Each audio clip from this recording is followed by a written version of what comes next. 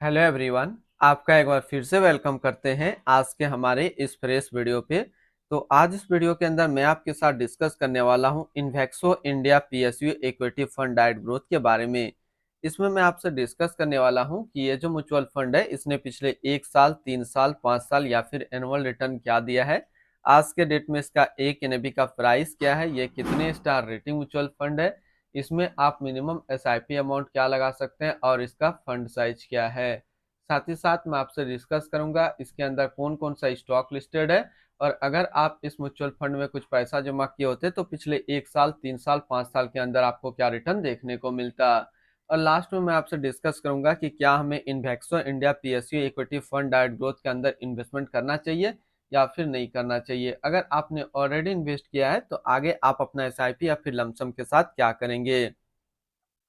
बात करते हैं इन्वेक्सो India PSU equity fund diet growth. ये एक इक्विटी म्यूचुअल फंड है जो कि सिलेक्ट्रिकल या फिर थीमेटिक कैटेगरी के अंदर आता है, और ये काफी हाई रिस्क म्यूचुअल फंड है।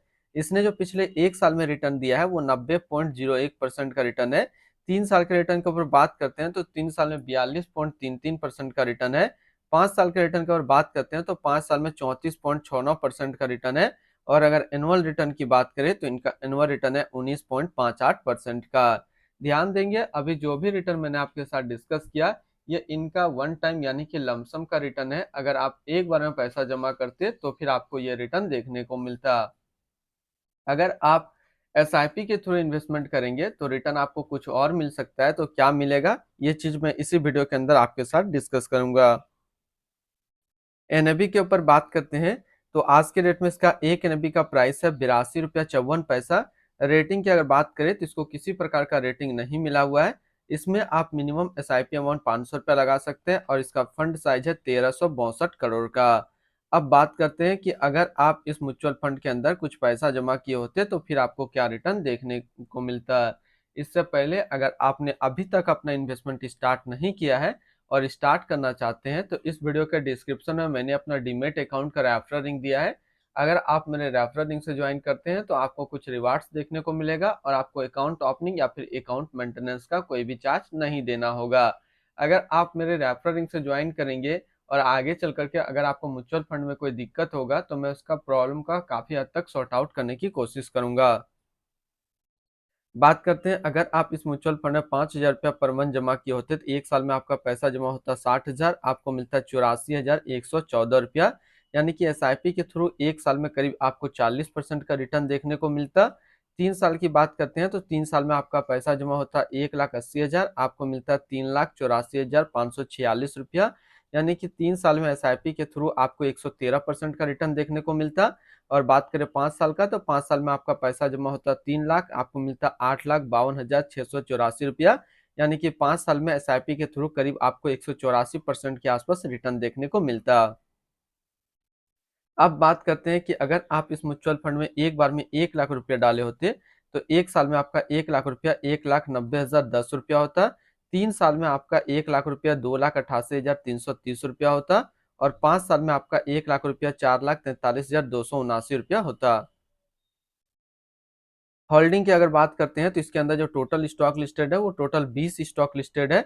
अगर हम इसमें टॉप 10 है उसके सेक्टर वाइज डिस्कस करते हैं तो पहला नाम आता है हिंदुस्तान एरोनॉटिक लिमिटेड जो कि है capital goods, Bharat electronic limited capital goods, NTPC limited energy क्षेत्र, state bank of India financial, coal India limited energy, power grid corporation of India limited energy, Bharat dynamic limited capital goods, BEML capital goods, container corporation of India limited service, NHPC limited energy के क्षेत्र में है। अगर इसकी holding analysis को देखें तो equity पे है 97% और कैश पे है 3%। अब इस इक्विटी को अगर सेक्टर वाइज देखते हैं तो एनर्जी पे है 37.6, कैपिटल गुड्स पे 34.2, फाइनेंशियल पे 18.6, सर्विस पे 7.3 और अदर्स पे है 2.4%। यानी कि अगर आप इन्वेक्सो इंडिया पीएसयू फंड के अंदर अपना पैसा इन्वेस्ट करते हैं तो इन सारे कैटेगरी पे आपका पैसा डिस्ट्रीब्यूट होकर के लगेगा। इसके एडवांस रेशियो की अगर बात करते हैं तो इसका प्राइस टू अर्निंग रेशियो 14.88 और पीवी रेशियो है 3।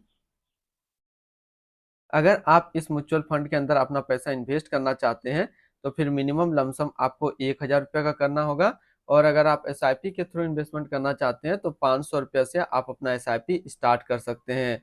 अब हम लोग रिटर्न एंड रैंकिंग के ऊपर बात करते हैं और यहीं आपको समझ में आएगा कि क्या हमें इन्वेक्सो इंडिया पीएसयू फंड के अंदर इन्वेस्ट करना चाहिए या फिर नहीं करना चाहिए। तो सबसे पहले बात करते हैं इन्वेक्सो इंडिया पीएसयू फंड का जो फंड रिटर्न है, 1 साल में 90%, 3 साल में 42.3, 5 साल में 34.7 और एनुअल है 19.6 का। वहीं पे इस कैटेगरी का जो एवरेज रिटर्न होता है यानी कि इक्विटी सिलेक्ट्रिकल या फिर थीमेटिक कैटेगरी का 1 साल में 92.9, 3 साल में 45.9 और 5 साल में 21.7 का है। रिटर्न रैंक की कैटेगरी पे देखेंगे तो 1 साल में ये 1 नंबर पे रैंक करता है, 3 साल में ये 3 नंबर पे रैंक करता है और 5 साल में ये 1 नंबर पे रैंक करता है। यानी कि अगर आप एक पीएसयू म्यूचुअल फंड ढूंढ रहे हैं तो ये आपके लिए अच्छा विकल्प है, आप इसके अंदर अपना इन्वेस्टमेंट कर सकते हैं। इनका अलावा 2 और पीएसयू फंड है जिसके अंदर आप अपना इन्वेस्टमेंट बना सकते हैं। एक है Aditya Birla Sun Life PSU equity fund and दूसरा एसबीआई पीएसयू फंड। तो इन 2 पीएसयू फंड के अंदर भी आप अपना इन्वेस्टमेंट बना सकते हैं। अगर आपने ऑलरेडी इन्वेस्ट किया हुआ है इन्वेक्सो इंडिया पीएसयू फंड के अंदर तो फिर आप अपना एसआईपी या फिर लमसम को कंटिन्यू रखेंगे। इनकी एक्सपेंस रेशियो की बात करते हैं तो इनका एक्सपेंस रेशियो 0.77% का। एग्जिट लोड की बात करते हैं, अगर आप इन्वेस्ट किया हुआ पैसा 1 साल के अंदर अपना इन्वेस्टमेंट का 10% से ज़्यादा निकालेंगे तो आपको 1% का एग्जिट लोड देना होगा। और स्टम्प ड्यूटी की बात करते हैं तो स्टम्प ड्यूटी है 0.005%। टैक्स इम्प्लानेशन की बात करते हैं, अगर आप इन्वेस्ट किया हुआ पैसा 1 साल के अंदर निकालेंगे तो जो भी आपका रिटर्न होगा उस पर आपको 20% का टैक्स पेमेंट करना पड़ेगा। अगर आप 1 साल के बाद इससे अपना पैसा निकालते हैं, 1 साल में अगर 1,25,000 का रिटर्न बनता है तो फिर आपको 12.5% का टैक्स पेमेंट करना होगा। इसकी fund house and investment objects की बात करते हैं तो इन्वेक्सो म्यूचुअल फंड टोटल असिस्ट में इंडिया पे नंबर 16 पे रैंक करता है। इसका टोटल असिस्ट अंडर मैनेजमेंट है 87,668 करोड़ का। बात करते हैं इन्वेक्सो India PSU equity fund direct growth. ये एक इक्विटी म्यूचुअल फंड है जो कि लॉन्च किया गया है इन्वेक्सो म्यूचुअल फंड की तरफ से। प्रणब गोखले, अमित गंटारा अभी इस फंड का करंट फंड मैनेजर है। इस फंड का करेंटली असिस्ट अंडर मैनेजमेंट है 87,668 करोड़ का और लेटेस्ट ने भी 82 रुपया 54 पैसा। बात करते हैं इन्वेक्सो India PSU equity fund direct growth. ये एक काफी हाई रिस्क म्यूचुअल फंड है। इसमें मिनिमम एसआईपी अमाउंट 500 रुपये का सेट किया गया है और मिनिमम लमसम 1,000 रुपये का सेट किया गया है। अगर आप इन्वेस्ट किया हुआ पैसा 1 साल के अंदर अपना इन्वेस्टमेंट का 10% से ज्यादा निकालेंगे तो फिर आपको 1% का एग्जिट लोड देना होगा। और इसकी फंड बेंचमार्क की अगर बात करते हैं तो इसका फंड बेंचमार्क है BSc PSU total return index.